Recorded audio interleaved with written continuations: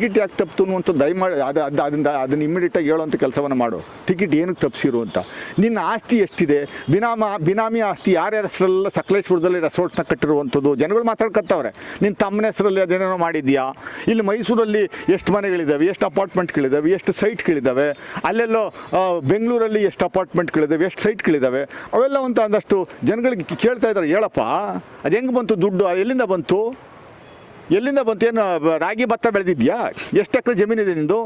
ನೀನೇನು ಹಿಂದೆ ಇದ್ದ ಏನಲ್ಲಿದ್ದೇನೆ? ನೀನು ಒಬ್ಬ ಫ್ರೀಲ್ಯಾನ್ಸ್ ಪತ್ರಕರ್ತ ಅಲ್ವಾ? ನಿನ್ನ ಬೆಳೆಸಿದ್ದ ಗುರುನೇ ಬಿಟ್ಟಾಕ್ಬಿಟ್ಟಪ್ಪ ನೀನು ಟಿಕೆಟ್ ಕೊಟ್ಟ ಗುರು ವಿರುದ್ಧನೇ ತಿರುಗಿ ಬಿದ್ದೆ. BL ಸಂತೋಷ್ ವಿರುದ್ಧನೇ ತಿರುಗಿ ಬಿದ್ದೆ ನೀನು.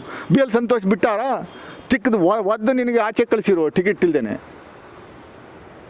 ಅದರಿಂದ ನೀನು ಬಾ, ಇವತ್ತಿಂದ ಶುರು ಆಗುತ್ತೆ, ನೋಡೋಣ. ನಾನು ಅನ್ನುವಂಥದ್ದು ನೋಡೇ ಬಿಡೋಣ. ನಾವು ಫೀಲ್ಡಲ್ಲಿದ್ದೀವಿ. ನೀನು ಯಾವ ಲ್ಯಾಂಗ್ವೇಜಲ್ಲಿ ಮಾತಾಡ್ತೀವೋ ಅದೇ ಲ್ಯಾಂಗ್ವೇಜ್ ನಾನು ಮಾತಾಡ್ತೀನಿ.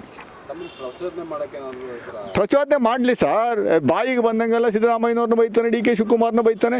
ಈ ಮಗ ಇವ ಹೇಳ್ತಾನೆ, ಅದು ಯಾವುದೋ ಒಂದು ಇದರಲ್ಲಿ ಡಿಬೇಟಲ್ಲಿ, TV ಡಿಬೇಟಲ್ಲಿ DK ಶಿವಕುಮಾರ್ ಇವನಿಗೆ ಫೋನ್ ಮಾಡಿದ್ರಂತೆ, ಟಿಕೆಟ್ ಕೊಡ್ತೀನಿ ಬಾ ಅಂತ.